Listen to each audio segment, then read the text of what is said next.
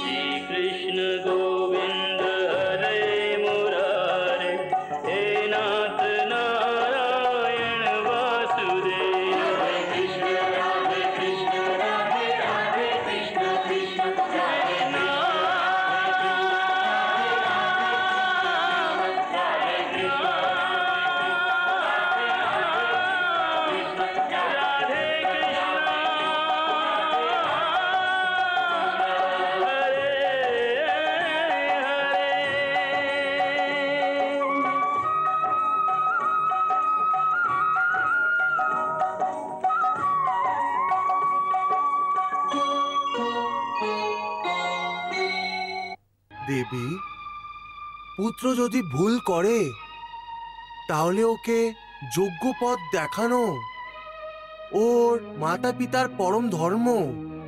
পথ দেখাবার পরও যদি পুত্র নিজের ভুল সংশোধন না করে তাহলে ওকে শাস্তি দেওয়াও তো মাতা পিতারই ধর্ম। মহাদেব তো বানাসুরকে ওর রক্ষা করার জন্য বর দিয়েছেন, আর এখন যদি মহাদেব ওকে শাস্তি দেন তাহলে এটা ওনার বরেরই অপমান হবে। সেই জন্য প্রভু, বানাসুরের অহংকারের নষ্ট আপনিই করুন। হে লীলাধারী, আপনি আমাদেরকে অনুগ্রহিত করুন। দেবী, লীলা তো আপনাকে দেখাতে হবে। আমাকে? উষার মনে অনিরুদ্ধের প্রতি প্রেম এবং আকর্ষণের বীজ বপন করতে হবে। বুঝে গেছি প্রভু। আপনি এই নাটকের আরম্ভ প্রেম রং দিয়ে করুন। আমি মহাযুদ্ধের উগ্র রং দিয়ে এই নাটককে শেষ করব।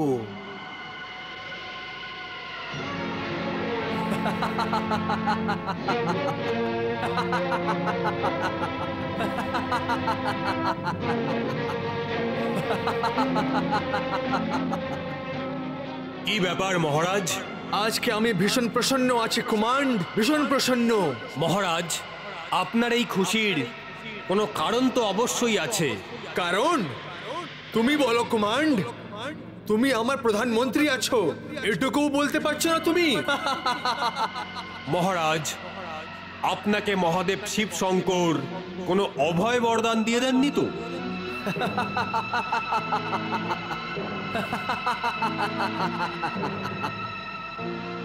মহারাজ, আপনাকে প্রসন্ন হয়ে হাসতে দেখে এমন মনে হচ্ছে যেন ত্রিশূলধারী ত্রিলোচন আপনাকে ত্রিলোকের অধিপতি বানিয়ে দিয়েছে।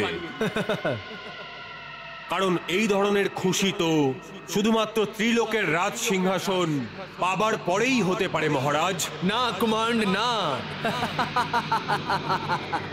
মহারাজ, আপনার ভয় পেয়ে দেবরাজ ইন্দ্র স্বর্গের সিংহাসন ছেড়ে পালিয়ে যায়নি তো?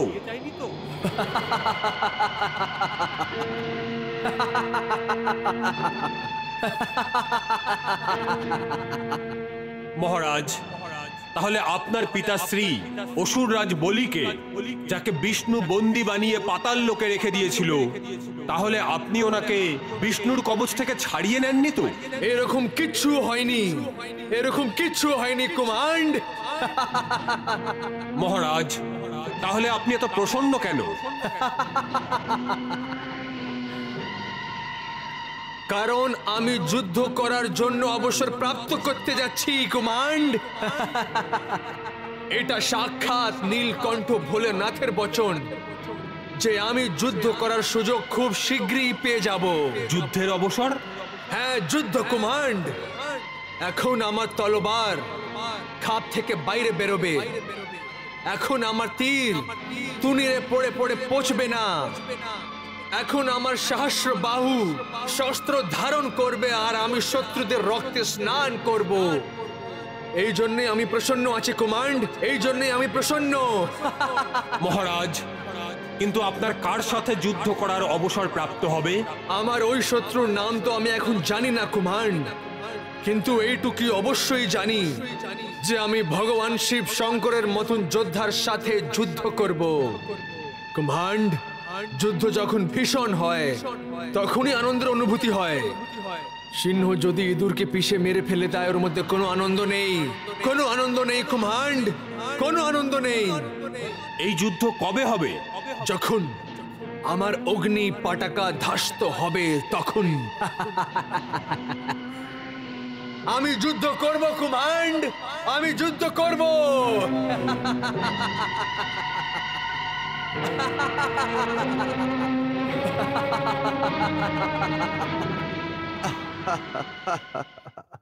দেখে নিয়েছেন দেবী, মূর্খ অজ্ঞানী মহা অসুর বানাসুর যুদ্ধের অবসর প্রাপ্ত হবে, এটা ভেবে কত প্রসন্ন হচ্ছে। হ্যাঁ প্রভু, সেই জন্যই ও ভগবান শিবশঙ্করের ভবিষ্যৎবাণী অনুযায়ী নিজের অগ্নি পতাকা ধ্বস্ত হওয়ার প্রতীক্ষা করছে, যে যখন পতাকা ধ্বস্ত হবে তখনও যুদ্ধ করার সুযোগ পাবে। কিন্তু ও এটা জানে না দেবী যে যখন পতাকা ধ্বস্ত হবে তখন স্বয়ং বানাসুরও নষ্ট হয়ে যাবে। এটা আপনি কি বলছেন প্রভু? আমি সত্যি বলছি দেবী, হ্যাঁ আমি সত্যি বলছি। এই সংকেতই তো মহাদেব শিবশঙ্কর দিয়েছেন বানাসুরকে, কিন্তু নিজের বল এবং শক্তির অহংকারে যে তাকে বানাসুর শিবজির সংকেতকে বুঝতেই পারেনি, সেই জন্য ওই অজ্ঞানী মূর্খ নিজের পতাকা ধ্বস্ত হবার জন্যে ইচ্ছে করছে। কিন্তু মহাদেব তো ওকে অপ্রত্যক্ষ রূপে পতাকার রক্ষার কথা বলেছেন না? হ্যাঁ দেবী, পতাকা যোদ্ধার পথ প্রদর্শক হয়, পতাকা যোদ্ধার অভিমান হয়, পতাকার অস্তিত্বের ওপরই যোদ্ধার অস্তিত্ব নির্ভর করে। পতাকা পড়ে যাওয়ায়, ভেঙে যাওয়ায় অথবা ধ্বস্ত হওয়া একজন যোদ্ধার শৌর্য, বলে, শক্তির সম্মানের অপমান হয়। দেবী, যে নিজের পতাকার রক্ষা করতে পারে না ও নিজের দেশের রক্ষা কোনো মতেই করতে পারে না। যেমন কি আমি বললাম যে পতাকা যোদ্ধার আত্মসম্মানের গৌরবকে বাড়ায়। যখন এই গৌরবই থাকবে না তখন ওই যোদ্ধাকে কে সম্মান করবে? বুঝতে পেরেছি প্রভু, বুঝতে পেরেছি। নিজেকে সর্বশক্তিমান প্রমাণ করার উচ্চাকাঙ্ক্ষায় অন্ধ হওয়ার কারণে বানাসুর মহাদেব শিবশঙ্করের সংকেতের পেছনে সত্যিকে দেখতে বা বুঝতে পারেনি যে পতাকার সাথে সাথে ওর নিজের অস্তিত্বেরও অটুট সম্পর্ক আছে। যখন পতাকার অস্তিত্ব থাকবে না তখন বানাসুরের অস্তিত্বও বিপদে পড়ে যাবে। আমাকে যুদ্ধ প্রাপ্ত হবে মহারানী, আমার যুদ্ধ প্রাপ্ত হবে মহারানী, আমার যুদ্ধ প্রাপ্ত হবে। আমার মনে হচ্ছে যে আমার এই তলোয়ারের তপস্যা সফল হয়ে গেছে মহারানী, সফল হয়ে গেছে। তলোয়ারের তপস্যা মহারাজ? হ্যাঁ মহারানী, তলোয়ারের তপস্যা। জানি না কত কাল পর্যন্ত খাপের অন্ধকার কিল্লেতে থেকে কঠিন তপস্যা করছিল মহারানী, কঠিন তপস্যা করছিল। মহারানী, আমার যুদ্ধের ইচ্ছে পূর্ণ হতে যাচ্ছে। এই কথা শুনে আপনি খুশি হননি? না। কেন মহারানী, কেন? এই জন্যে যে আমি একজন স্ত্রী, যার আরেক রূপ মায়ের হয়, যে জন্ম দেওয়াটাকে নিজের সম্মান বলে মনে করে। মৃত্যুর এই খেলা যাকে আপনি যুদ্ধের নাম দেন মহারাজ, তাহলে এটা কি করে ওর ভালো লাগতে পারে? যুদ্ধে মৃতদেহে স্তূপ লেগে যাবে, এইভাবেই আমার হৃদয় কেঁপে ওঠে মহারাজ। কেন একজন সামান্য স্ত্রীর মতন কথা বলছেন আপনি মহারানী? আপনি কোন সামান্য স্ত্রী না, বরং বীরদের মধ্যে বীর, শিবের পুত্র বানাসুরের পত্নী। ভগবান শিব শঙ্কর এবং মাতা পার্বতীর পুত্র বধূ আছেন আপনি। যুদ্ধের কথা শুনে আপনি এইভাবে ভয় পেতে পারেন না মহারানী, বরং প্রসন্ন হয়ে নাচা উচিত। মহারানী, আমি যখন শত্রু সৈনিকদের মৃত্যু শরীরের স্তূপ বানিয়ে দিই, ত্রাহি ত্রাহি সৃষ্টি হয়ে যায়, তখন আপনার মন নেচে ওঠা উচিত। মহারানী, আমার সম্মুখে দেবেন্দ্র মতন মহাশক্তিশালী যোদ্ধার মাথা নত হওয়া দেখে আপনার মাথা অভিমানে উঁচু ওঠা উচিত মহারানী। আর আপনি বলছেন যে আপনি আমার থেকে ভয় পাচ্ছেন। আমি কি করব? যুদ্ধের কারণে আমার মন অশান্ত হয়ে যায়। আর যুদ্ধ না হলে আমার মন অশান্ত হয়ে যায় মহারানী। আমার মনে হচ্ছে যে আমি এই পৃথিবী লোকে না, কোনো বিশাল শ্মশানে দাঁড়িয়ে আছি। আর মহারানী, শান্তি আমার জন্য শ্মশানের নিস্তবতা বলে মনে হয়। এমন মনে হয় যে যুদ্ধ ব্যতীত আমি জীবিতই না, আমার শরীর থেকে প্রাণ বেরিয়ে গেছে। আর এখন যুদ্ধের শুভ আরম্ভর সমাচার পেয়ে আমার এমন মনে হচ্ছে যেন আমার মৃত্যু শরীরে ঈশ্বর প্রাণ ঢেলে দিয়েছে। মহারানী, এখন যুদ্ধ হবে, এখন যুদ্ধ হবে মহারানী। আমি প্রসন্ন মহারানী, এখন যুদ্ধ হবে। আর এই পৃথিবীর শত্রুদের রক্তে আবার থেকে নববধূ হবে মহারানী, নববধূ হবে। যুদ্ধের চিন্তা তো আপনি সবসময় করেন মহারাজ।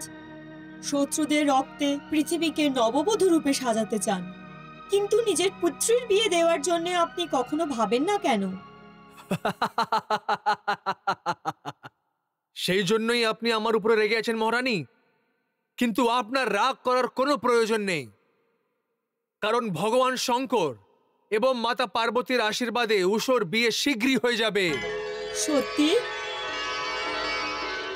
হ্যাঁ মহারানী, সাক্ষাৎ মাতা পার্বতী এই বচন দিয়েছেন যে উনি উষার জন্য বর চয়ন করবেন। কিন্তু উষার বিয়ে কবে হবে মহারাজ? মহারানী, আমার মনে হচ্ছে যে যুদ্ধ এবং উষার বিয়ে দুটোর মধ্যে কোনো সম্বন্ধ আছে। যখন আমার বিজয় পতাকা ধ্বস্ত হবে তখন যুদ্ধও হবে আর উষার বিয়েও হবে মহারানী, উষার বিয়েও হবে।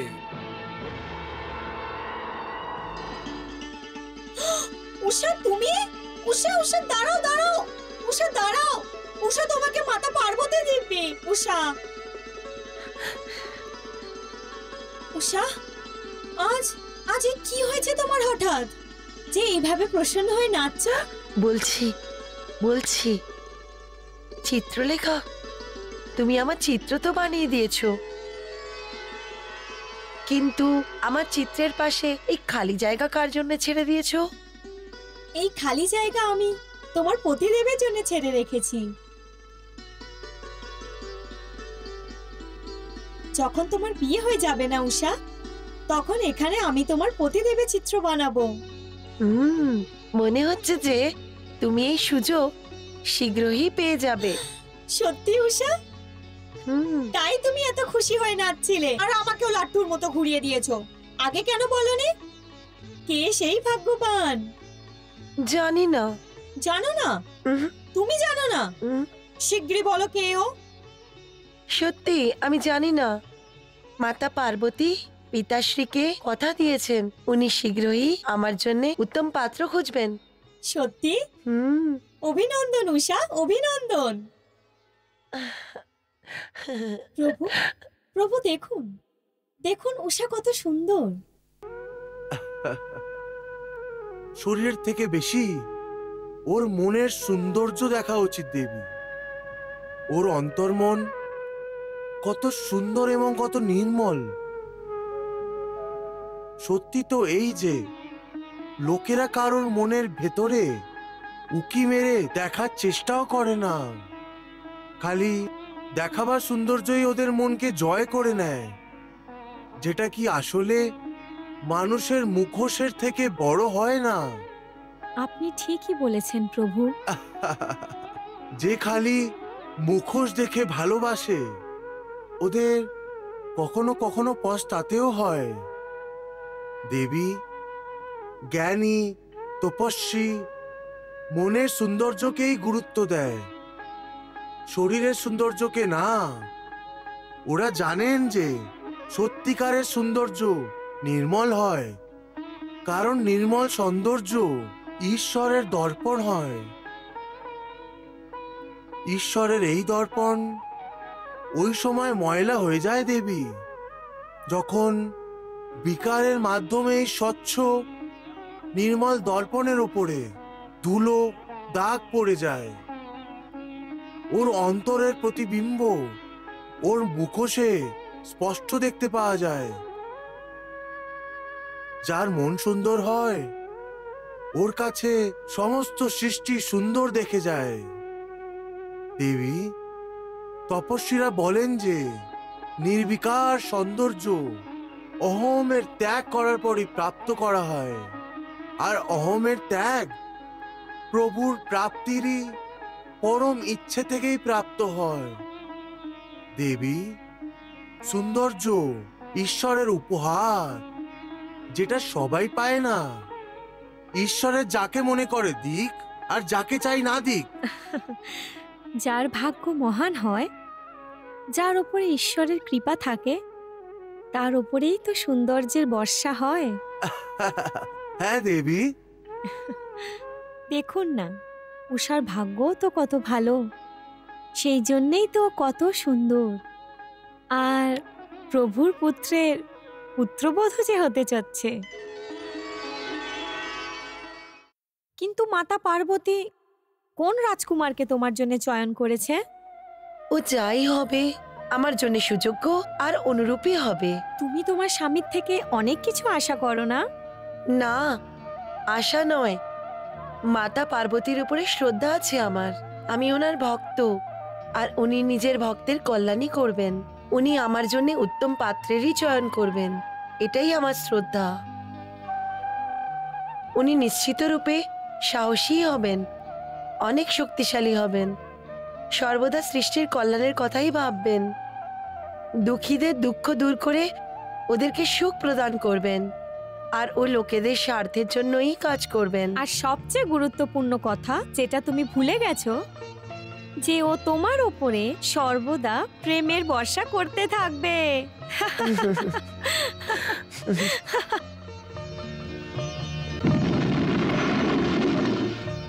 মহারানী, মহারানী, আমার বিজয় পতাকা ধ্বস্ত হয়ে গেছে মহারানী।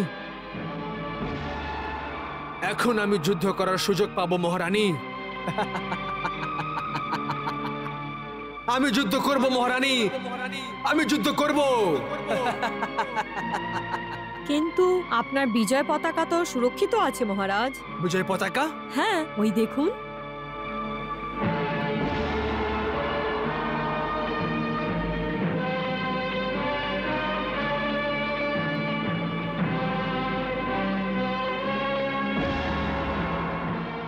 অসম্ভব, অসম্ভব। আমি নিজের বিজয় পতাকাকে ধ্বস্ত হতে দেখেছিলাম। আপনি স্বপ্ন দেখেছেন হবে, স্বপ্নতেই তো সম্ভব অসম্ভবে আর অসম্ভব সম্ভবে পরিবর্তিত হয়ে যায়। না, আমার স্বপ্ন সর্বদা সত্যিই হয়, সর্বদাই সত্যি হয়, এটা আপনি ভালোভাবে জানেন। এই বানাসুর সর্বদাই নিজের বাহুবলের মাধ্যমে অসম্ভবকে সম্ভব করে দেখিয়েছে, আর আমার বিজয় পতাকা ধ্বস্ত হবে। এই বচন তো মহাদেব দেবাদি দেবের বচন আছে, আর ওনার বচন কখনোই মিথ্যে হতে পারে না মহারানী। আমার স্বপ্ন সত্যি হবে, স্বপ্ন সত্যি হবে। হ্যাঁ হ্যাঁ, তাহলে এই ব্যাপারে এত অস্থির হওয়ার কি আছে? মহারানী, আপনি যুদ্ধকে ঘৃণা করেন, সেই জন্য আপনি এরকম ভাবছেন। আপনি আমার মনের অবস্থা বুঝতে পারছেন না মহারানী। নিজের পতাকাকে ধ্বস্ত হয়ে গেছে দেখার পর যখন আমি এটা জানতে পারলাম যে ওটা স্বপ্ন ছিল, তখন আমার এরকম মনে হলো আমার মুখের খাদ্য মুখ থেকে নিচে পড়ে গেল। চলুন শুয়ে পড়ুন। না মহারানী, আমার ঘুম উড়ে গেছে। যুদ্ধ আমার উচ্চাকাঙ্ক্ষা, কিন্তু এই বিজয় পতাকা ধ্বস্তই হচ্ছে না। আর যতক্ষণ পর্যন্ত আমার বিজয় পতাকা ধ্বস্ত হবে না, আমি নিশ্চিন্ত ভাবে ঘুমোতে পারবো না মহারানী, ঘুমোতে পারবো না।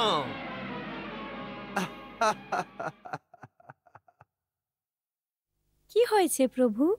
রাত্রিবেলায় আপনি এমন কি দেখেছেন যে এত হাসছেন?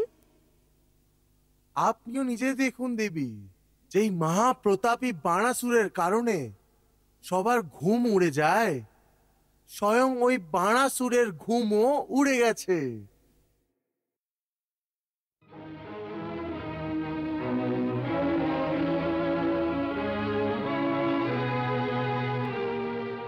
হ্যাঁ প্রভু। দেবী, বাণাসুর আর কখনো নিশ্চিন্তের ঘুমোবে না।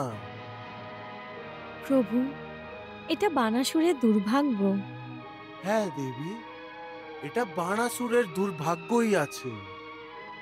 আর ওদেরও, যারা অজ্ঞান, স্বার্থ, অহংকার এবং উচ্চাকাঙ্ক্ষার নামে চারজন শত্রুদের সাথে মিত্রতা করে নেয় আর ওদের চঙ্গুলে ফেসে যায়, ওরা সবাই দুর্ভাগ্যের শিকার হয়ে যায়।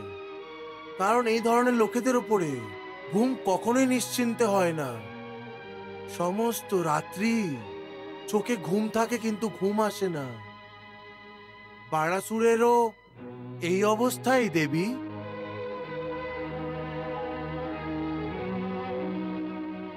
বানাসুরের চিন্তা এবং ব্যাকুলতা দেখে এমন মনে হচ্ছে প্রভু যে যেন বানাসুরের জীবন থেকে আনন্দই হারিয়ে গেছে।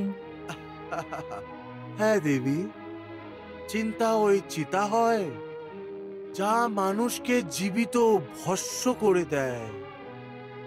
বাণাসুরও চিন্তার চিতায় জ্বলছে।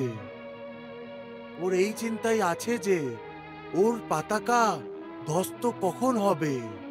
দেবী, অজ্ঞান, অহংকার, স্বার্থ, উচ্চাকাঙ্ক্ষা এই সমস্তগুলি চিন্তাকে জন্ম দেয়, আর চিন্তার অধীনে এসে বাণাসুর আর এর মতো মূর্খ নিজেরই হাত দিয়ে নিজের সুখকে আগুন লাগিয়ে দেয়, এমনকি নিজের সম্পূর্ণ পরিবারের ঘুমকেও নষ্ট করে দেয়।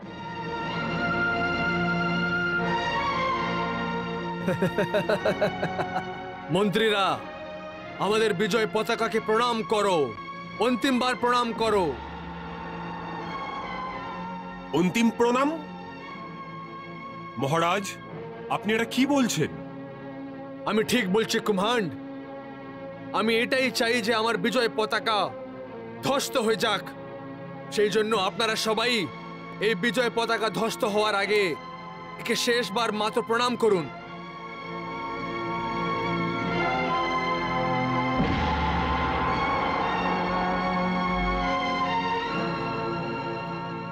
মহারাজ, আপনার বিজয় পতাকা সেই পতাকা যার সামনে আমাদের কথা তো ছাড়ুন, সংসারের বড় বড় শক্তিশালী বীর আর মহারাজারাও মাথা নত করে এসেছে, এমনকি দেবতারাও এই পতাকাকে প্রণাম করতে বাধ্য হয়েছে।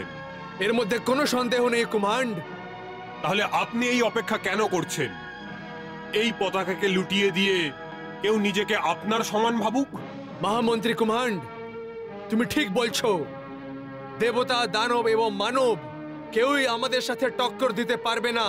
যদি কেউ টক্কর দিতে পারবে তাহলে শুধু ভোলেনাথ শিব শঙ্কর। আমার এবং ভোলেনাথের মধ্যে কোনো অন্তর নেই কুমান্ড। আমরা দুজনেই সমান শক্তিশালী এবং সমান সমান যোদ্ধা। মহারাজ, আপনার অসীম শক্তি ভগবান ভোলানাথের সমান। আর যখন আপনি এটা জানেন, এর অর্থ হলো যে এই পতাকাকে কেউ লুটিয়ে দিতে পারবে না। হ্যাঁ, সেই জন্যই আমি আদি মাতা পার্বতী এবং ভোলেনাথ শিব শঙ্করকে প্রার্থনা করেছি আমার পতাকা ধ্বস্ত হয়ে যাক। আর আমার বিশ্বাস আছে যে ভোলেনাথ আমার প্রার্থনা স্বীকার করবেন। সেই জন্যই এই বিশ্বাসের ভরসায় আমি নিজের পুত্রী রাজকুমারী উষার একটি নতুন এবং অদ্ভুত স্বয়ম্বর করতে যাচ্ছি। নতুন এবং অদ্ভুত স্বয়ম্বর? হ্যাঁ, অদ্ভুত স্বয়ম্বর, যার মধ্যে এই পতাকার প্রধান ভূমিকা থাকবে। মহামন্ত্রী কুমান্ড, তুমি সংসারের প্রত্যেক কোণায় এই ঘোষণা করিয়ে দাও যে আমি রাজকুমারী উষার একটি স্বয়ম্বর করতে যাচ্ছি। আর যে কোনো রাজকুমার এই স্বয়ম্বরের অবসরে এই পতাকাকে ধ্বস্ত করতে পারবে, আমি নিজের পুত্রী রাজকুমারীর হাত ওর হাতে দিয়ে দেব। যথা আজ্ঞা অসুরেশ্বর। কুমান্ড, আমি শীঘ্র, অতি শীঘ্র নিজের বিজয় পতাকাকে ধ্বস্ত হতে দেখতে চাই। কুমান্ড, যাও, ঘোষণা করিয়ে দাও।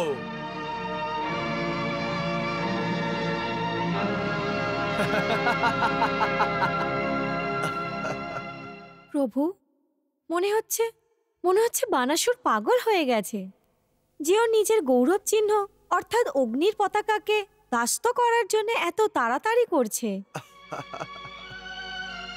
দেবী, যখন খারাপ সময় নিকটে আসে তখন মানব হোক অথবা দানব, সবার বুদ্ধি ভ্রষ্ট হয়ে যায়।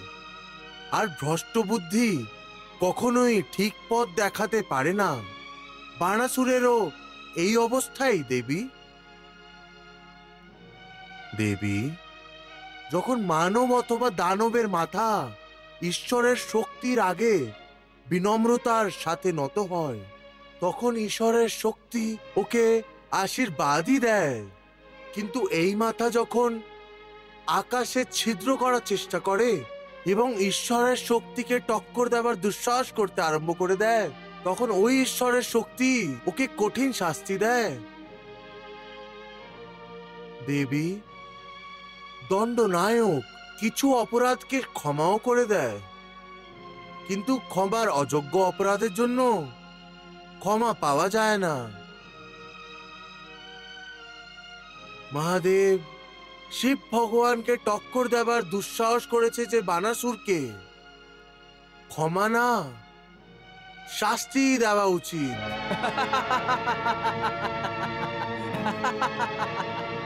মহারাজ, এ আপনি কি ধরনের ঘোষণা করলেন? মহারাজ, প্রত্যেক যোদ্ধা নিজের বিজয় পতাকার জন্যে নিজের প্রাণেরও মায়া করে না, আর আপনি স্বয়ংই নিজের বিজয় পতাকাকে ধ্বস্ত করার জন্য অস্থির হয়ে উঠেছেন।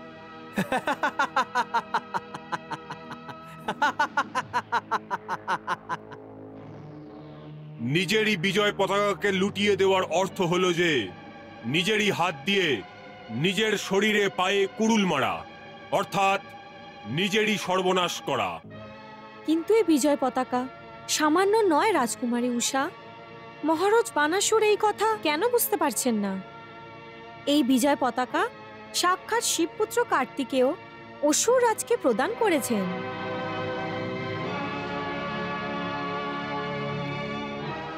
এই বিজয় পতাকার মাধ্যমে স্বয়ম্বর হবে, এর মাধ্যমে চিন্তা করছেন কেন? কিন্তু মাতা পার্বতীর বচনের কি হবে মহারাজ, যেটা উনি রাজকুমারী উষার পাত্র চয়ন করার জন্য দিয়েছিলেন? যে রাজা এবং রাজকুমার পতাকা ধ্বস্ত করতে আসবেন, ওদের মধ্যে যে এই পতাকা ধ্বস্ত করতে পারবে, যে মাতা পার্বতী অনুযায়ী উষার যোগ্য হবে, উষা ওই যশস্বীর গলায় বরমালা পরাবে। এইভাবে স্বয়ম্বরের কারণে মাতা পার্বতীর বচন মিথ্যে হতে পারবে না।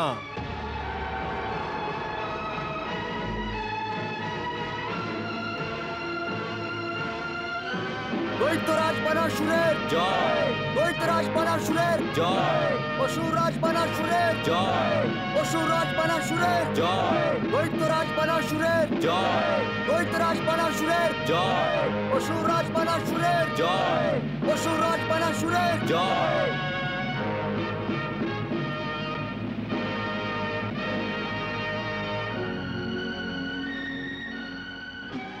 উষা, এই রাজকুমারদের মধ্যে কেউ তোমার মন চুরি তো করেনি না? দেখো উষা, কোনো ভুল রাজকুমারকে নিজের মন দিয়ে দিও না। চিত্রলেখা, আরে ভাই, যে রাজকুমার বিজয় পতাকা ধাস্ত করবে, অসুরেশ্বর ওর হাতেই নিজের পুত্রীর হাত দেবেন।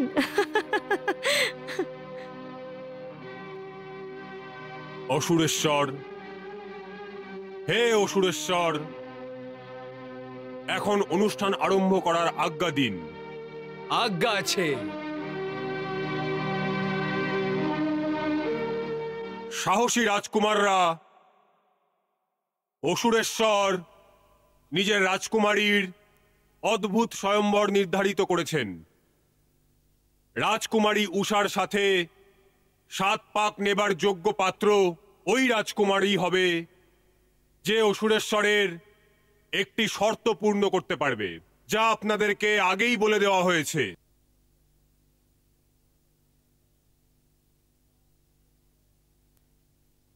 এই পতাকা যাকে আপনারা দেখতে পাচ্ছেন,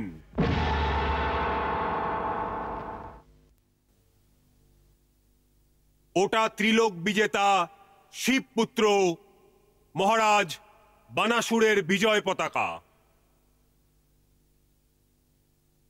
আর শর্ত অনুযায়ী আপনাকে এই বিজয় পতাকাকে লুটিয়ে দিতে হবে।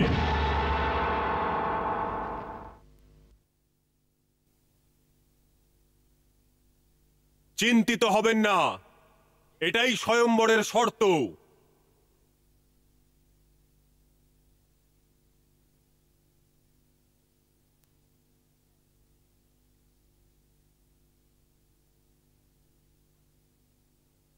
আপনাদের সম্মুখে অস্ত্রশস্ত্র রাখা আছে। যেই অস্ত্র দিয়ে আপনি পতাকা লুটিয়ে দিতে চান, ওই অস্ত্রের প্রয়োগ করেই আপনি এই পতাকা লুটিয়ে দেওয়ার চেষ্টা করতে পারেন। আপনাদের মধ্যে যে ভাগ্যবান রাজকুমার এই বিজয় পতাকাকে লুটিয়ে দিতে পারবে, ওনাকে অসুরেশ্বরের সুন্দর কন্যা অর্থাৎ রাজকুমারী উষা বরমালা পরাবেন।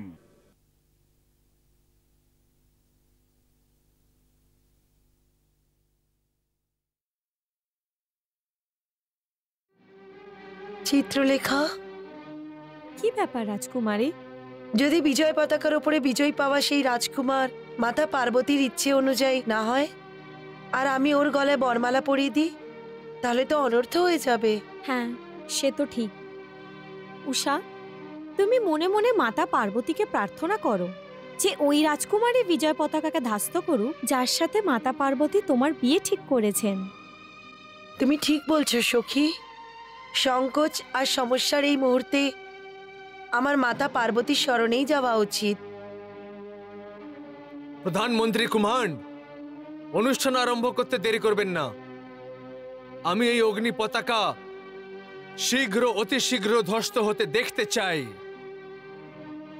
আপনি রাজকুমারদের অনুষ্ঠান আরম্ভ করার জন্য সংকেত দিন। যথা আজ্ঞা মহারাজ।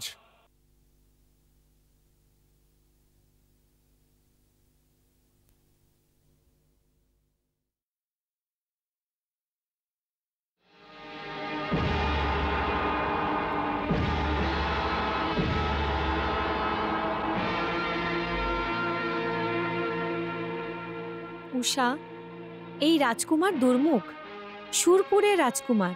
ইনি অনেকই অত্যাচারী এবং অপকর্মী। হে আদিশক্তি মাতা পার্বতী, আমি আপনার শরণে এসেছি। আপনি আমার পাত্র চয়ন করার জন্য কথা দিয়েছেন। আমাকে বলুন যে এই ধরনের দুরাচারীর সঙ্গে আমার বিয়ে হবে। আমার ভবিষ্যৎ আপনারই হাতে। আমার ভবিষ্যতের রক্ষা করুন, আমার ভবিষ্যতের রক্ষা করুন মাতা।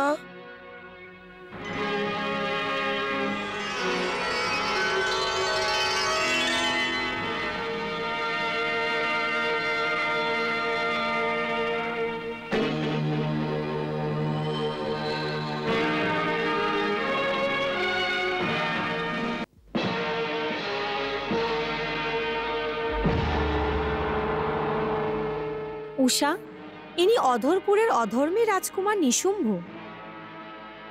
ইনি ভীষণই অধর্মী, অত্যাচারী এবং অপকর্মী, বিলাসিতায় মগ্ন, একজন লোভী প্রাণী আর সর্বদা অতৃপ্ত থাকে।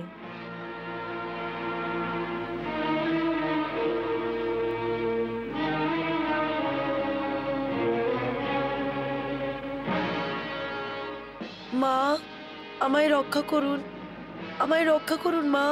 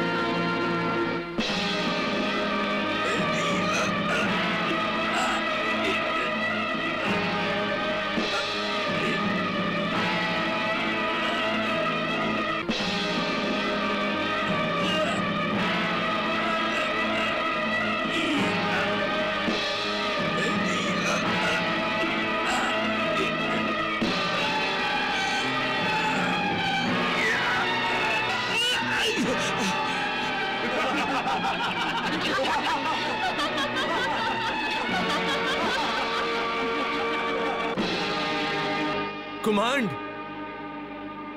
এসব কি হচ্ছে? কি হচ্ছে কমান্ড?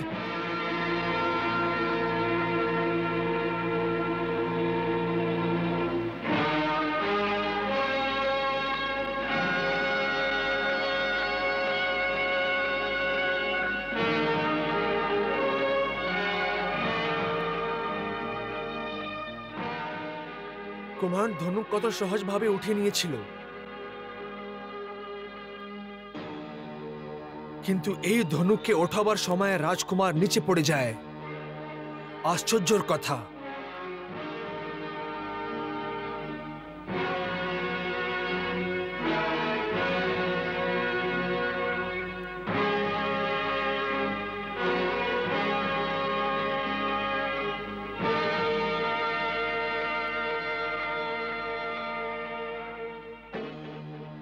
উষা, ইনি ভদ্রপুরের রাজকুমার বীরভদ্র।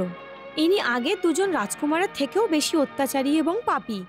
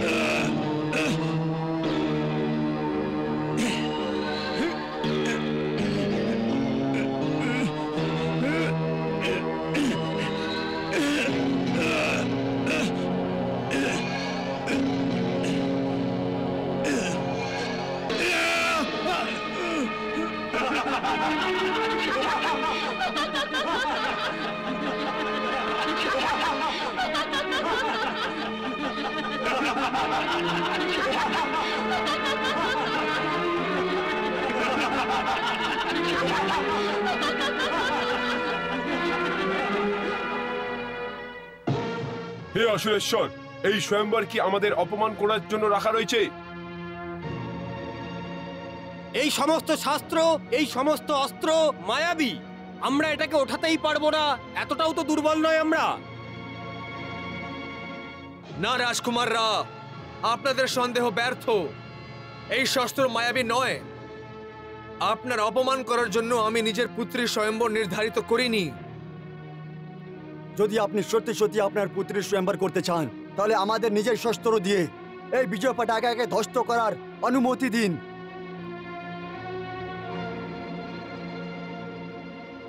অনুমতি দিন।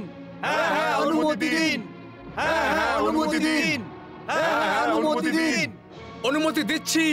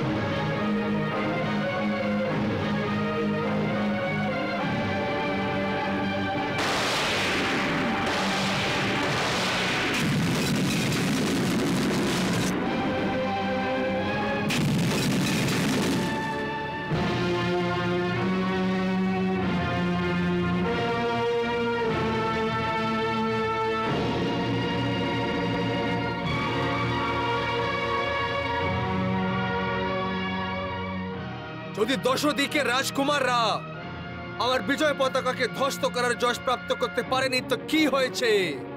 আমি স্বয়ং নিজের বিজয় পতাকাকে ধ্বস্ত করব। দাঁড়ান মহারাজ। না কুম্ভন, না, আমাকে কেউই আটকাতে পারবে না। আমি এই বিজয় পতাকা অবশ্যই ধ্বস্ত করব। না মহারাজ, দাঁড়ান, আরো একবার ভেবে নিন। না কুম্ভন, না, আমি ভেবে নিয়েছি। আমি যুদ্ধ চাই, আর যুদ্ধের জন্য এই পতাকা ধ্বস্ত হওয়া অত্যন্ত প্রয়োজন। সেই জন্য আমি এই মুহূর্তেই এই বিজয় পতাকাকে ধ্বস্ত করছি কুমান্ড। জয় রাধে।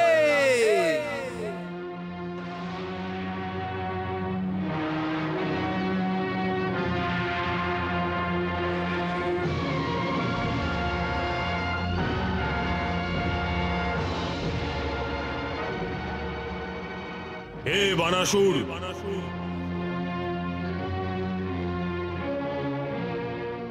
জ্যেষ্ঠ পুত্র কার্তিকের প্রদান করা এই অগ্নি পতাকা লুটিয়ে দেওয়ার সময় এখনো আসেনি। যখন সময় আসবে তখন এই পতাকা লুটিয়ে পড়বে আর তুমি ভীষণ যুদ্ধ করার অবসর প্রাপ্ত করবে। তুমি স্বয়ং ওকে লুটিয়ে দেওয়ার চেষ্টা করো না, তা না হলে দেবাদিদেব মহাদেবের অপমান করা হবে। আমি যুদ্ধ চাই, আর যুদ্ধের জন্য এই পতাকার ধ্বস্ত হওয়া অত্যন্ত প্রয়োজন। সেই জন্য আমি এই মুহূর্তেই এই বিজয় পতাকাকে ধ্বস্ত করছি কুমান্ড। জয় মহাদেব।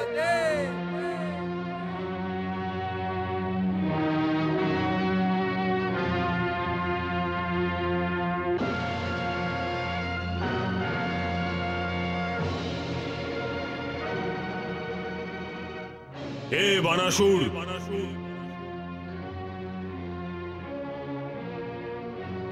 জ্যেষ্ঠ পুত্র কার্তিকের প্রদান করা এই অগ্নি পতাকা লুটিয়ে দেওয়ার সময় এখনো আসেনি। যখন সময় আসবে তখন এই পতাকা লুটিয়ে পড়বে আর তুমি ভীষণ যুদ্ধ করার অবসর প্রাপ্ত করবে। তুমি স্বয়ং ওকে লুটিয়ে দেওয়ার চেষ্টা করো না, তা না হলে দেবাদিদেব মহাদেবের অপমান করা হবে।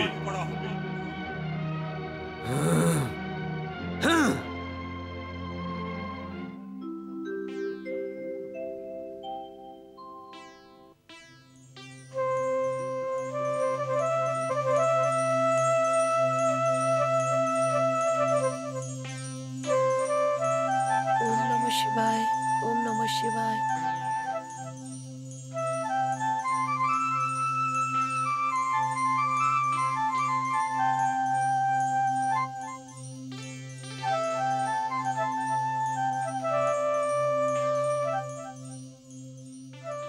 হে জগৎপিতা শিব শঙ্কর, হে জগৎমাতা পার্বতী, আপনাদের সেবায় আপনার এই তুচ্ছ ভক্তের প্রণাম স্বীকার করুন।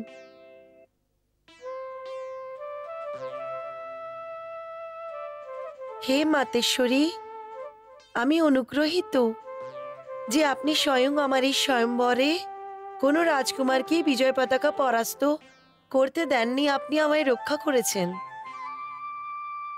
স্বয়ম্বরের সময় আমার মন তো চিন্তায় ডুবে গিয়েছিল কি অত্যাচারী আর অধর্ম রাজকুমারদের মধ্যে যদি কেউ সত্যি সত্যি ওই বিজয় পতাকাকে পরাস্ত করতে সফল হয়ে যায়, তো আমি এই স্থিতিতে ধর্ম সংকটে পড়ে যেতাম। কারণ আমি এটা জানতাম না যে আপনি আমার জন্য কোন রাজকুমারকে চয়ন করেছেন। এই জন্যে অসমঞ্জস আর আমার না চাওয়াতে আমার শুধু পিতার আজ্ঞা পালন করার জন্যেই স্বয়ম্বরে যে রাজকুমার জিতেছে তাকে আমার বরমালা পরাতে হতো। এই জন্যে আপনার ইচ্ছার বিরুদ্ধের আশঙ্কাই আমার মনকে বিচলিত করে উঠিয়েছিল। হে মাতা পার্বতী, আমি এই ধর্ম সংকটেই এখনো পড়ে আছি। আর এই ধর্ম সংকট ততক্ষণ পর্যন্ত থাকবে যতক্ষণ আমি এটা জানতে পারবো না যে আপনি আমার জন্য কোন পাত্রের চয়ন করে নিয়েছেন। হে জগৎমাতা, আমাকে এই ধর্ম সংকট থেকে বার করুন। আপনার ইচ্ছেকে ভুল করে উল্লঙ্ঘন করেছি। এই ধর্ম সংকট থেকে আমাকে বার করে দিন। কৃপা করে আমাকে আগেই বলে দিন যে আপনি আমার জন্য কোন বরকে চয়ন করেছেন, কে সেই পাত্র যার আমি অর্ধাঙ্গিনী হব, কে সেই পাত্র যে আমার ভাগ্যের স্বামী হবে। যদি সে গরিব হয় তাহলেও আমার স্বীকার আছে। ওর জন্যে আমি সংসারের বড় থেকে বড় রাজকুমারকেও প্রত্যাখ্যান করতে পারি। হে জগৎমাতা, হে আদিশক্তি, আমাকে বলে দিন, আমার উপরে দয়া করুন। আপনার এই তুচ্ছ ভক্তকে ধর্ম সংকট থেকে বার করে দিন। হে মাতা, আমাকে ধর্ম সংকট থেকে বার করুন।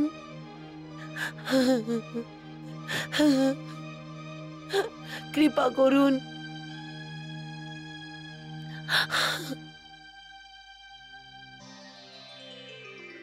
হে পুত্রী উষা,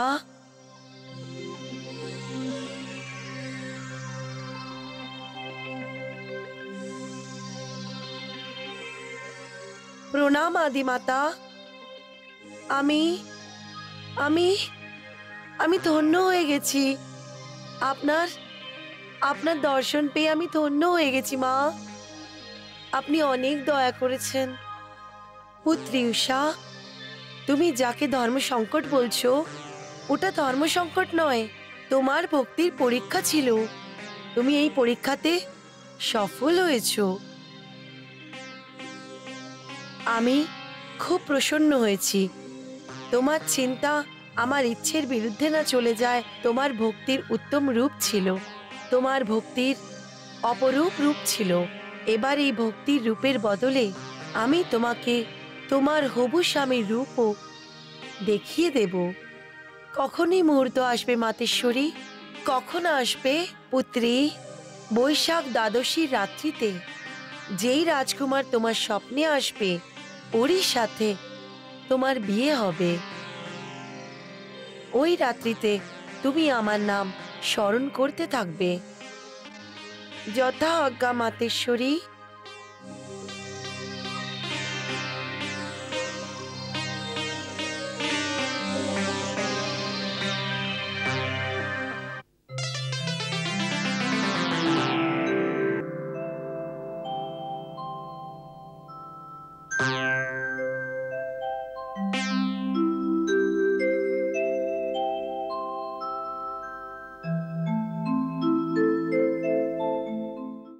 প্রভু, আজ না কোনো তীজ উৎসব না কোনো উৎসব, তাহলে আপনি এত খুশি কেন?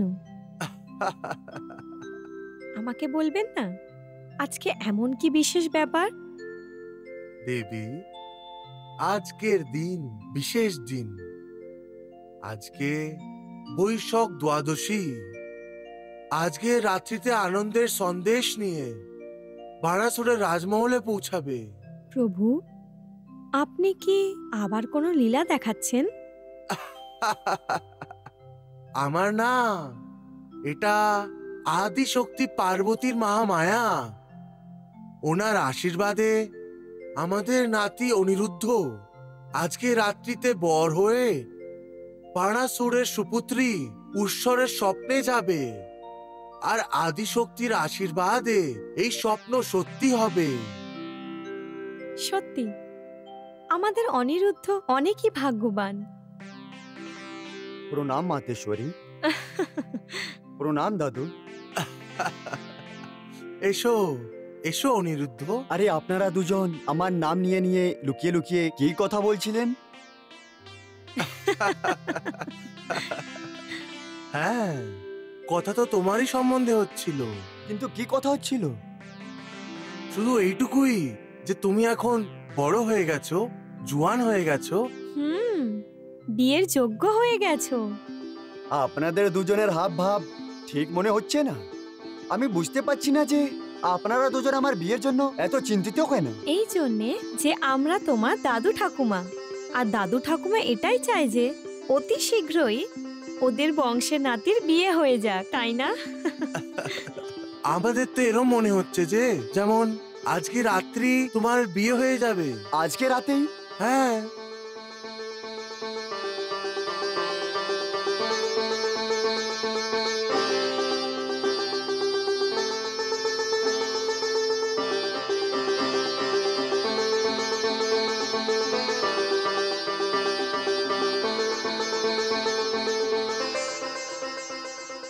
আরে অনিরুদ্ধ, কোথায় হারিয়ে গেলে?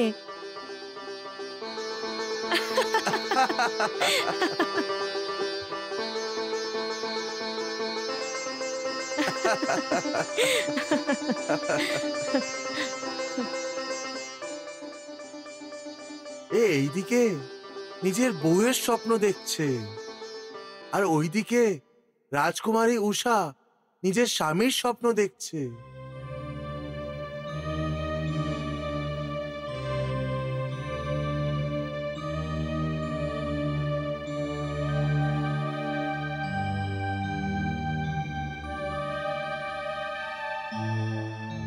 উষা, উষা, উষা, উষা, আরে এই উষা, এই দেখো আমরা সবাই রাজকুমারীকে রাজমহলে খুঁজে বেড়াচ্ছি, আর এ সন্ন্যাসীদের মতো সবার থেকে আলাদা এই কক্ষে বসে আছে।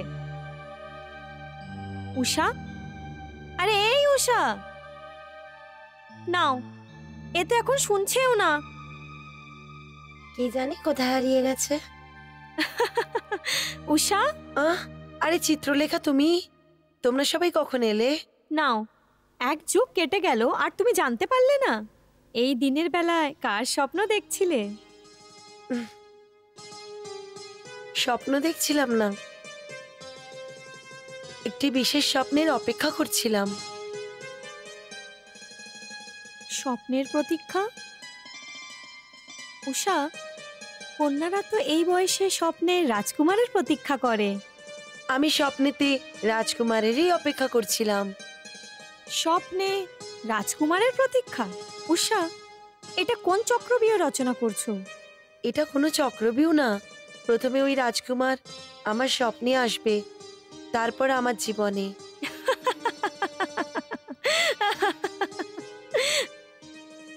মানে প্রথমে তুমি স্বপ্ন দেখবে আর তারপর ওই রাজকুমারী তোমার জীবনে আসবে? আরে এটা তো অবাক কাণ্ড। এ তো এমন হলো উষা, যেন গঙ্গা মা হিমালয় থেকে পৃথিবীর বুকে আসছেন না, বরং পৃথিবী থেকে হিমালয়ে যাচ্ছেন। আর এটা তো হতেই পারে না।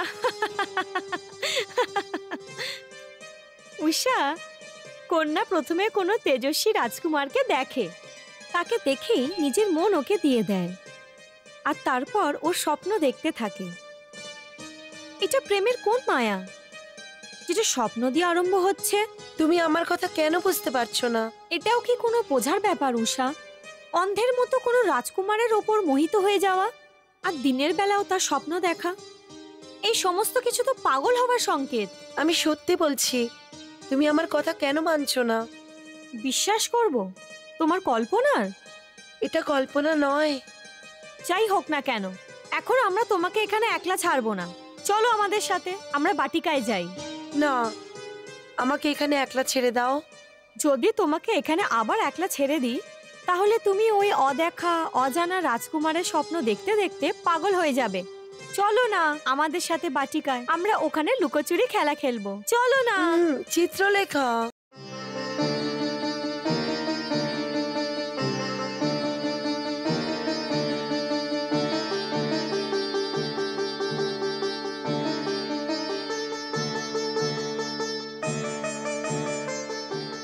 আজকে দাদু এবং ঠাকুমা আমার বিয়ের ব্যাপারে কিছু রহস্যময় কথা বলছিলেন।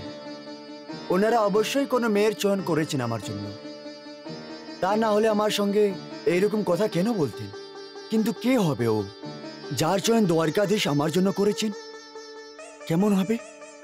অবশ্যই ও প্রেম নগরের রাজকুমারী হবে। এটা কি হয়ে গেছে আমার? আমি তো ওকে এখনো দেখিনি, তাহলে আমার মন ওর জন্য এত ব্যাকুল কেন হচ্ছে? কত বিচিত্র রোগ!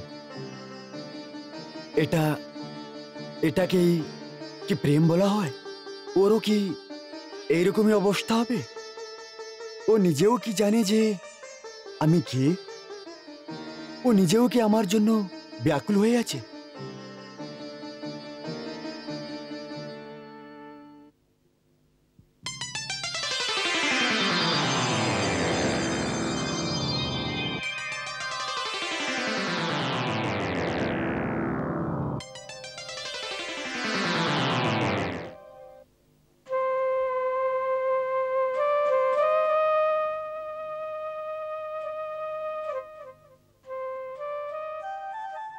উষা, উষা,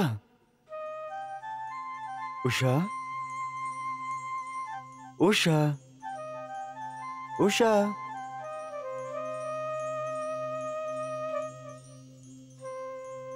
কে তুমি? অজানা বিদেশি তুমি কে? কেন আমাকে বারংবার লুকিয়ে লুকিয়ে বিরক্ত করছো? কেন আমার থেকে লুকিয়ে আছো? কেন আমাকে দর্শন দিচ্ছ না? কেন আমাকে কাঁদাচ্ছ?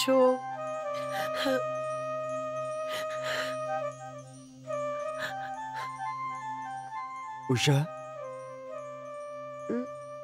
কে?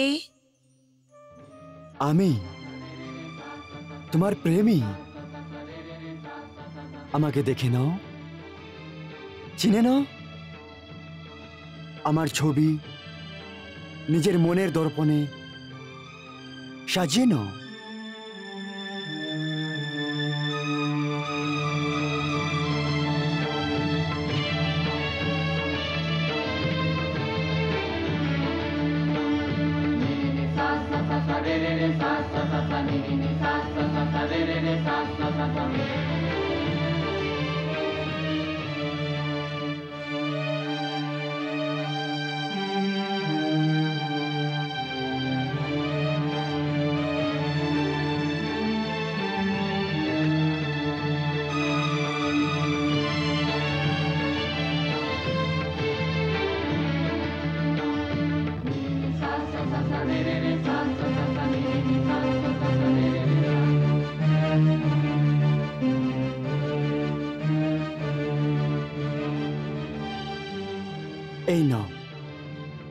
একের ওপরের গলায় বরমালা পরিয়ে আমরা বিয়ের অটুট সম্বন্ধে বেঁধে গেছি।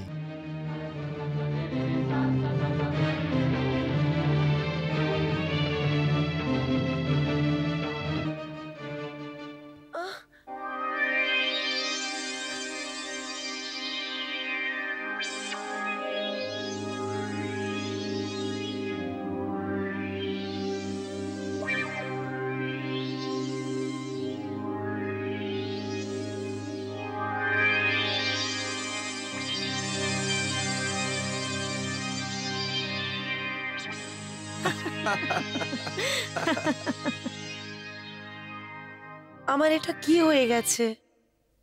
কি করে আর কাকে বলবো? মাতাশ্রীকে তো বলতেই পারবো না।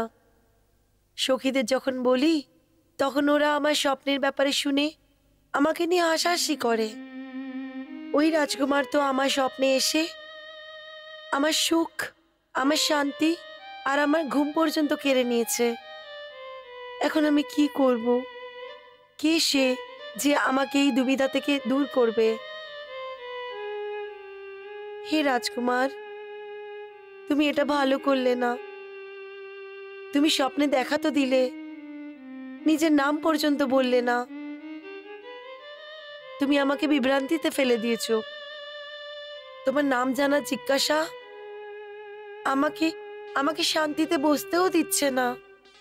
উষা, এটা কোন স্বপ্নে রাজকুমারকে স্মরণ করা হচ্ছে? কে সে যে আমাদের রাজকুমারী নিদ্রা কেড়ে নিয়েছে? চিত্রলেখা, তুমি কখন এলে? আমি তো জোর করে এসে গেছি। আর সে কে যে লুকিয়ে লুকিয়ে আমাদের রাজকুমারী স্বপ্নে এসেছিল? তোমাকে কেন বলবো? কেন? আমাকে কেন বলবে না? কারণ তুমি আমার কথায় বিশ্বাস করো না। আমার বিশ্বাস নেই? উষা, আমি তোমার সবচেয়ে বিশ্বাসী সখী। তো ওই দিন আমি বলেছিলাম যে একজন রাজকুমার আমার স্বপ্নে আসবে আর ওর সাথেই আমার বিয়ে হবে। তো তুমি আমার কথা কেন বিশ্বাস করোনি? অর্থাৎ ওই অজানা রাজকুমার? উষা, তুমি কি ধরনের কথা বলছো? আমরা এটা কি করে মেনে নেব যে যেই রাজকুমারকে তুমি এখনো দেখোনি ও তোমার স্বপ্নে আসবে আর ওই স্বপ্নের রাজকুমারে সত্যি সত্যি কোনো অস্তিত্ব হবে? যদি মানতেই চাও না তাহলে কেন জিজ্ঞেস করছো স্বপ্নের রাজকুমার যে আসছে সে কে? অর্থাৎ ওই অজানা রাজকুমার যে তোমার স্বপ্নে এসেছিল? হ্যাঁ, ওই। এটা তো চমৎকার হয়ে গেছে উষা। আমার তো মনে হচ্ছে যেই রাজকুমারদের তুমি চিত্র দেখেছো ওদের মধ্যেই কোনো রাজকুমার তোমার মনে বসে গেছে আর ও তোমার স্বপ্নে আসে। কিন্তু এই চমৎকার কি করে হলো? এই লীলা আদিমাতা পার্বতীর জন্যে। আদিমাতা পার্বতীর লীলা? হ্যাঁ, উনিই ভবিষ্যৎবাণী করেছিলেন বৈশাখ দ্বাদশীর রাত্রিতে যেই রাজকুমার আমার স্বপ্নে আসবে তার সঙ্গেই আমার বিয়ে হবে। তুমি আমাকে বিশ্বাসই করনি, কিন্তু ওই রাজকুমার ওই রাত্রিতে আমার স্বপ্নে এসেছিল। হে ভগবান, অজ্ঞানে আমি মাতা পার্বতীর অপমান করে ফেলেছি। হে মাতা পার্বতী, আমাকে ক্ষমা করে দিন। উষা, তুমিও আমাকে ক্ষমা করে দাও না? আচ্ছা উষা, তাহলে তুমি এটা বলো যে ওই রাজকুমার কোন নগরের? আমি জানি না, ও স্বপ্নেতে আমাকে কিছুই বলেনি। আমরা দেখলাম একজন দুজনকে পছন্দ করলাম, দুজনের গলায় বরমালা দিলাম, ব্যাস। অর্থাৎ তুমি ওর নামও জানো না? না চিত্রলেখা, আমি ওর নামও পর্যন্ত জানি না। তাহলে এটা কি করে জানতে পারবো যে ও কে? ওর নাম কি? চিত্রলেখা, এই সমস্যার সমাধান তুমিই করতে পারো। আমি? ওটা কি করে? চিত্রলেখা, তুমি চিত্রকার, তুমি সব রাজকুমারদেরকেই দেখেছো। তুমি ওদের চিত্র বানাও, আমি সেই রাজকুমারের চিত্র দেখেই চিনে ফেলবো আমি। তাহলে চলো এবার যাই তোমার স্বপ্নকে বাস্তবে পরিণত করতে। চলো চলো।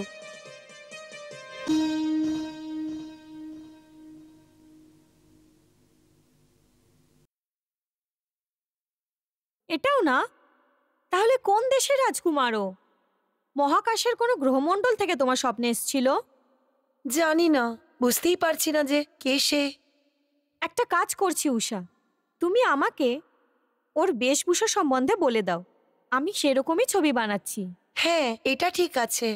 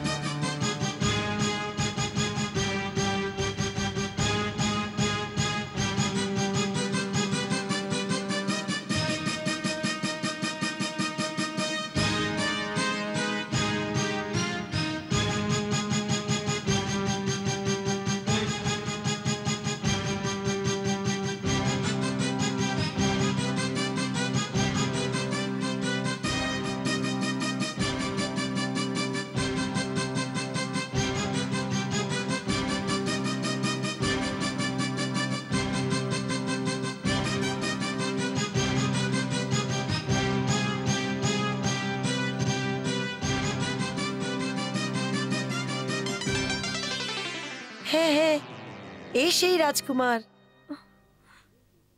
কি? এ তো রাজকুমার অনিরুদ্ধ। অনিরুদ্ধ? এ কোথাকার রাজকুমার? তুমি জানো না, ইনি দ্বারকার রাজকুমার। কি? দ্বারকার? হ্যাঁ, দ্বারিকার। অর্থাৎ অর্থাৎ হ্যাঁ, ইনি দ্বারিকাধীশ শ্রীকৃষ্ণের নাতি এবং প্রদ্যুম্নের পুত্র। এটা তো আরো অনেক বড় সমস্যা হয়ে গেল। হ্যাঁ, এটা এত বড় সমস্যা যে যার সমাধান সম্ভব হতে পারে না, কারণ তোমার পিতাশ্রী মহারাজ বানাসুর শ্রীকৃষ্ণকে নিজের পরম শত্রু বলে মনে করেন, আর উনি কখনোই শ্রীকৃষ্ণের নাতির সাথে তোমার বিয়ে হতে দেবেন না। হে ভগবান, এবার আমি কি করব? কি করবে? অনিরুদ্ধ স্বপ্ন দেখা ছেড়ে দাও। ছেড়ে দেব? কি করে ছেড়ে দেব? আর আর এই স্বপ্ন আমি আমার নিজের ইচ্ছায় দেখছি না, এটা তো আদিমাতা পার্বতীর ইচ্ছাতে হচ্ছে। আর আমার বিশ্বাস আছে আমার এই ইচ্ছা সাকার রূপ অবশ্যই নেবে। কিন্তু এই স্বপ্নের সম্পূর্ণ রূপরেখায় রং ভরানো অত সহজ না, যতটা এই চিত্র বানানো আমার জন্য সহজ ছিল। জানি না যে মহারাজ বানাসুরের শ্রীকৃষ্ণের সাথে শত্রুতা তোমার এই স্বপ্নকে বাস্তবে পরিণত করতে কি কি রূপ দেখাবে।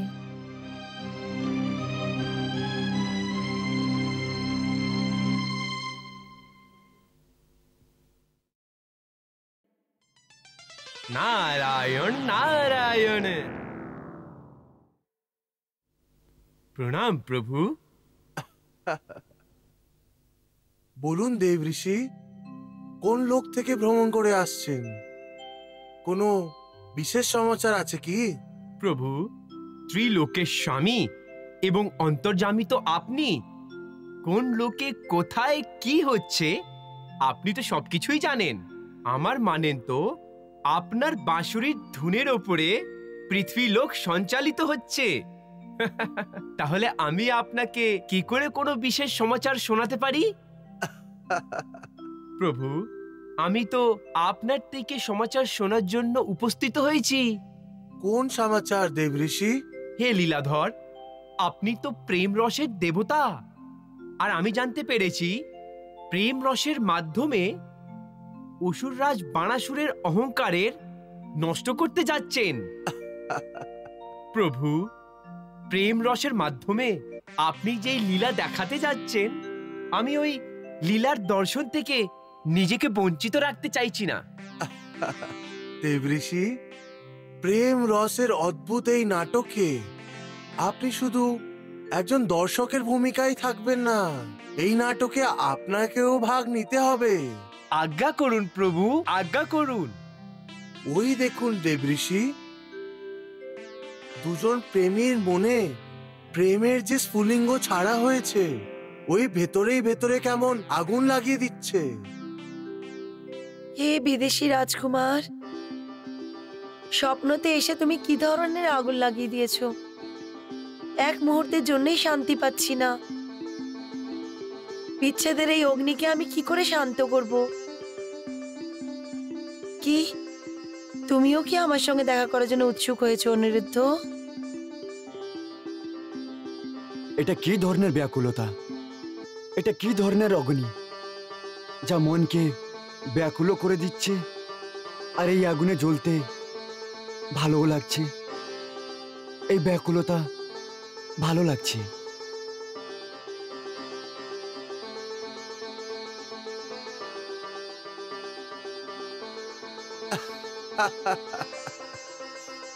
দেখে নিয়েছো তো দেব ঋষি? হ্যাঁ প্রভু, হ্যাঁ। উষার অবস্থা তো আমি বুঝতেই পারছি, কারণ ও অনিরুদ্ধকে স্বপ্নই দেখেছিল। কিন্তু প্রভু, অনিরুদ্ধ তো উষাকে স্বপ্নই দেখেনি, তাহলে ওর এই অবস্থা কেন? দেব ঋষি, যেই রাত্রি উষা দেবী পার্বতীর প্রেরণাতে অনিরুদ্ধের স্বপ্ন দেখেছিল, ওই রাত্রিতেই অনিরুদ্ধ স্বপ্ন দেখেছিল। তাহলে প্রভু, এটা আপনার লীলা ছিল? হ্যাঁ, আমি চাইছিলাম যে দুদিকেই আগুন সমান সমান লাগুক। সেই জন্যই যখন উষা অনিরুদ্ধের স্বপ্ন দেখছিল, তখন অনিরুদ্ধ উষার স্বপ্নে মগ্ন ছিল।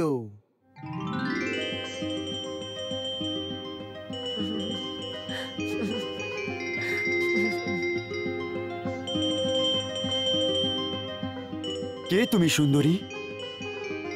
সম্মুখে আসছো না কেন?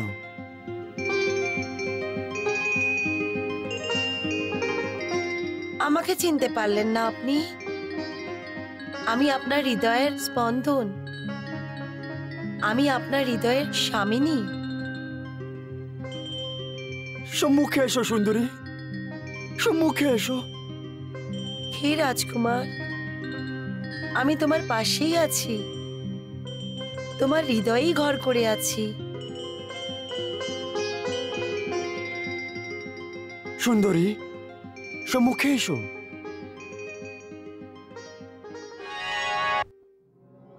ধন্য প্রভু, আপনি ধন্য, এবং ধন্য হচ্ছে আপনার লীলা।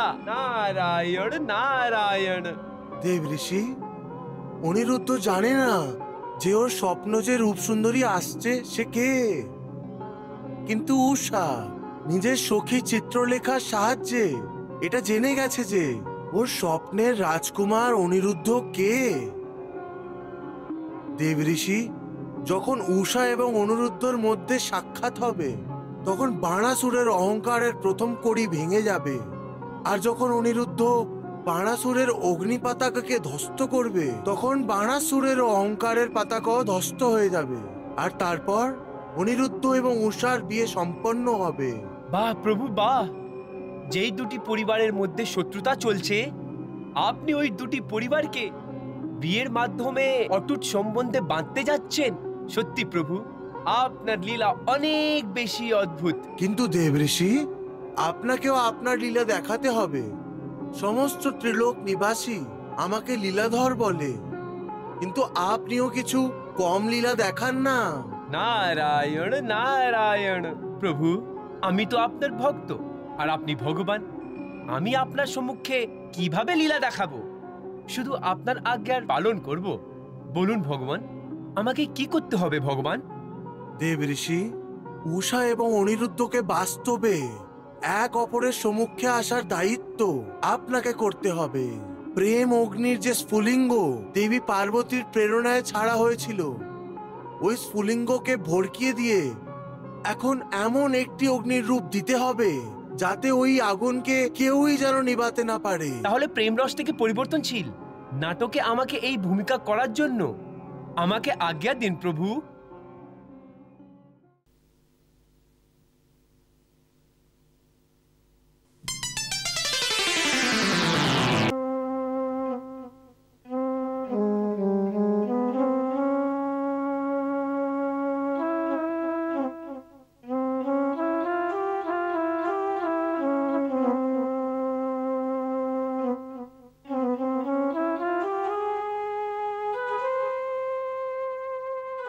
উষা, কি ব্যাপার? তোমার ঠোঁটে তো সবসময় হাসির ফুল ফুটে থাকতো, তাহলে এই ফুল আজ হঠাৎ শুকিয়ে কেন গেল? উষা, তোমার চোখে অশ্রু? এটা আমি কি দেখছি উষা? তোমার পিতা মহারাজ বানাসুর ত্রিলোকের বিজেতা, ওনার তলোয়ারের সুখ এবং ঐশ্বর্যকে তোমার সেবক বানিয়ে দিয়েছে। এই সুখ এবং ঐশ্বর্য আমাকে কাটার মতন ছবল মারছে চিত্রলেখা। উষা, চিত্রলেখা, এই সুখ এবং ঐশ্বর্য কি কাজের যদি এর ব্যবহার আমি নিজের স্বামীর সঙ্গে না করতে পারি? স্বামীর সাথে? কিন্তু উষা, তোমার তো এখনো বিবাহ হয়নি। আমার বিয়ে হয়েছে চিত্রলেখা, আমার বিয়ে হয়েছে। দ্বারিকাধীশের অনিরুদ্ধের সাথে আমার বিয়ে হয়েছে। না উষা, এটা তো শুধু একটা স্বপ্ন ছিল। স্বপ্ন ছিল না, আদিমাতা পার্বতীর আশীর্বাদ ছিল।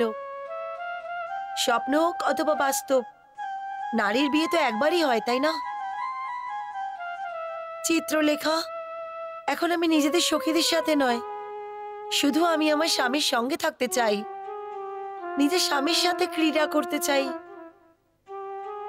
আমি ওনাকে স্বপ্নে দেখেছি, এখন আমি সত্যি সত্যি ওনার সাথে দেখা করতে চাই। এখন আমি আমার মায়ের কাছে নয়, নিজের শ্বশুর বাড়িতে যেতে চাই।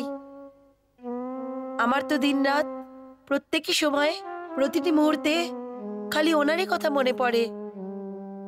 এবার তো আমার এমন মনে হচ্ছে যে যে ওনাকে ছাড়া আমার জীবনে কিছুই নেই। উষা, তোমার এই অবস্থা দেখে আমার মন অস্থির হয়ে যাচ্ছে। কিন্তু এই স্বপ্ন মাতা পার্বতীর আশীর্বাদ উষা। কিন্তু আমার মনে তোমার পিতা মহারাজ অসুরেশ্বর বানাসুরের বিচার ঘুরে বেড়াচ্ছে, যে উনি কি এই বিয়েকে স্বীকৃতি দেবেন।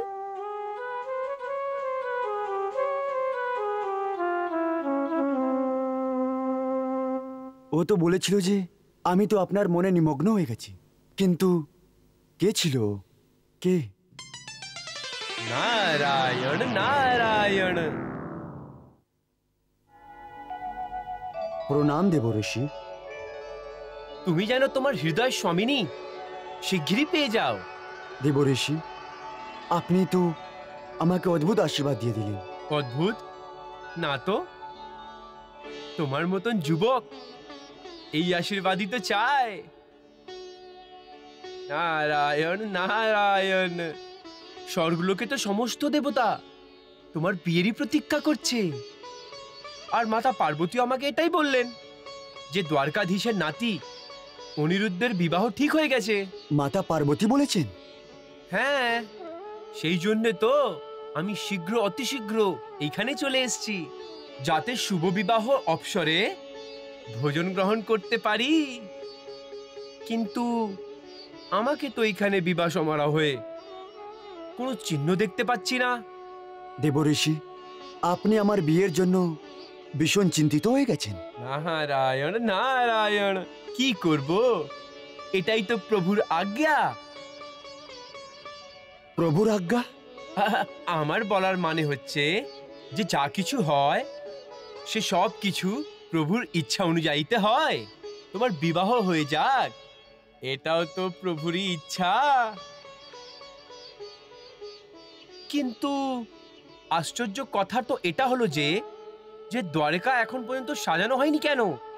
পরমপিতা ব্রহ্মদেবের অনুযায়ী তোমার বধূ তো তোমার প্রতীক্ষা করছে, কিন্তু বর তো এইখানে বিশ্রাম করছে। নারায়ণ নারায়ণ। এটা প্রভুর কি ধরনের লীলা? তাহলে চলুন দেব ঋষি, প্রভু থেকেই জেনে নিচ্ছি। নারায়ণ নারায়ণ। প্রভুর থেকে কেন, প্রভুর নাতি থেকে কেন না? অর্থাৎ? অর্থাৎ লীলা তো তোমাকেই করতে হবে না? আমাকে? হ্যাঁ হ্যাঁ রাজকুমার, তোমাকেই। তুমি নিশ্চয়ই কারুর মন চুরি করে নিয়েছো।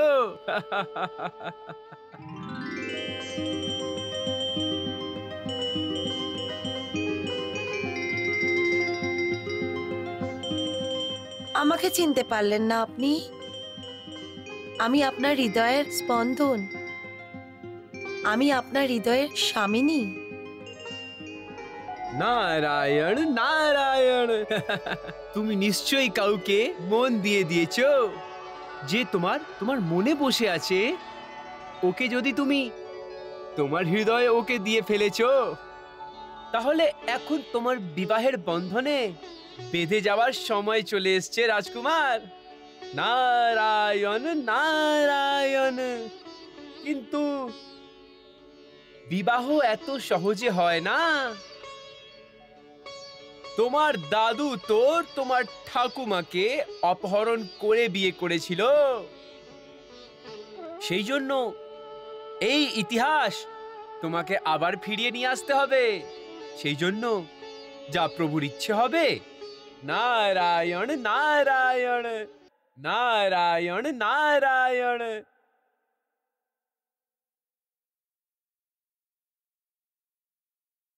দেব ঋষি, আমি ইতিহাসের পুনরাবৃত্তি করতে প্রস্তুত, কিন্তু আমি তো জানি না যে কে আমার হৃদয় চুরি করে রেখেছে। হে আমার শরীরের এবং মনের স্বামী, স্বপ্নেতে মাতা পার্বতীর প্রেরণা স্বরূপ আপনার সাথে আমার বিয়ে হওয়ার পর আমি তো আপনাকে পতি পরমেশ্বর বলে স্বীকার করেছি,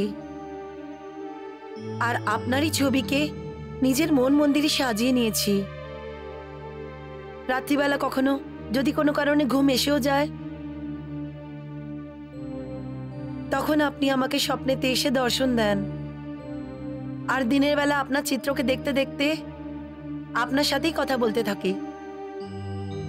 অন্য কাউকে যে নিজের মনের কথা বলতেই পারি না আমি। রাজকুমারী উষা কোথায় দাসী? মহারাজ, রাজকুমারী নিজের শয়নকক্ষে বিরাজ করছেন। এত বেলা হয়ে গেছে আর রাজকুমারী এখনো নিজের শয়নকক্ষে আছে? হ্যাঁ মহারাজ, উনি আদেশ দিয়েছেন যে উনি বিশ্রাম করতে চান। বলেছেন বিশ্রামে যেন কেউ বাধা না দেয়। এর অর্থ এই যে রাজকুমারীর স্বাস্থ্য ঠিক নয়। এরকম অবস্থায় আমি নিজেই রাজকুমারীর বিশ্রামে বাধা সৃষ্টি করব না। সেই জন্যই আমি চুপচাপ গিয়ে ওনাকে দেখে আসছি। স্বামী, আমার ওই স্বপ্ন সত্যিই ছিল, কারণ ওটা শুধু স্বপ্ন ছিল না, মাতা পার্বতীর আশীর্বাদ ছিল, যেটা কখনো মিথ্যে হতে পারে না। আর এটার প্রমাণ এই যে, কারণ আমি আপনাকে কখনোই দেখিনি, আর তা সত্ত্বেও আপনি আমার স্বপ্নে এসেছেন। শুধু তারাই স্বপ্নে আসে না যাদের আপনি কখনো দেখেছেন, অথবা যারা কল্পনায় আসে। এটাকে আমি সত্যি মনে করে নিজের বিয়েকেও সত্যি মানছি অনিরুদ্ধ। কিন্তু সংসার আমাদের বিয়েকে মানে না। সেজন্য আপনার এবং আমার বিয়ে সবার সামনে হওয়া অত্যন্ত প্রয়োজন। আর এটা তখনই সম্ভব হবে যখন আমার পিতা মহারাজ বানাসুর বিয়ের আজ্ঞা দেবেন। কিন্তু হে রাজকুমার অনিরুদ্ধ, আমার পিতাশ্রী, আপনার পিতামহ ভগবান শ্রীকৃষ্ণকে নিজের শত্রু বলে মনে করেন। তাহলে আমাদের বিয়ে কি করে হবে অনিরুদ্ধ? অনিরুদ্ধ, কি করে হবে? এই বিয়ে হতে পারে না। পিতাশ্রী, আপনি বলো না আমাকে পিতাশ্রী। বিদ্রোহী, নির্লজ্জ, সরে যাও আমার সম্মুখ থেকে। আমারই রাজমহলে আমারই পুত্রী আমারই শত্রুর নাতিকে নিজের স্বামী মেনে নিয়ে ওর পুজো করছে। কিন্তু পিতাশ্রী, নিজের মুখ বন্ধ রাখা পায়া। এইভাবে চোখ ধুলো দিয়ে যে কোনো শত্রুর পিঠে ছুরি ঘুমে দিতে পারে। আর তুই তুই আমার চোখের কাজল হয়ে আমারই চোখে ধুলো দিচ্ছিস। না না না, আমারই পুত্রী আমার শত্রু হয়ে গেছে। আমার নিজের রক্ত আমারই বিদ্রোহ করছে। পিতাশ্রী, আমি বিদ্রোহ করছি না। এটা যদি বিদ্রোহের নয় তাহলে কি?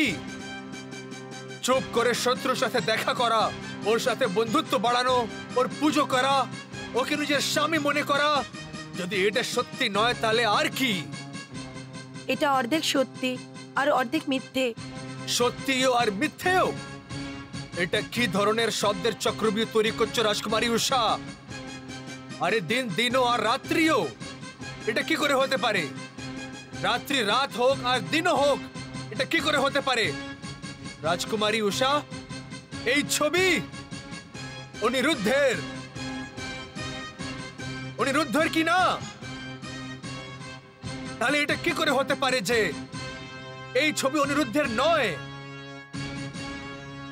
হতে পারে কি এটা? না, হতে পারে না। কান খোলে শুনে নাও রাজকুমারী উষা, তুমি ভুলে যাচ্ছ আমি অসুর রাজ বানাসুর আছি। বানাসুর, আর তুমি আমার পুত্রী আছো। সেই জন্য তোমার মন মন্দিরে আমার শত্রুর পুত্রের পুত্রর ছবি হতে পারে না। আর বানাসুরের রাজ্যেও এই শত্রু পুত্রের ছবি হওয়া উচিত নয়। কৃষ্ণ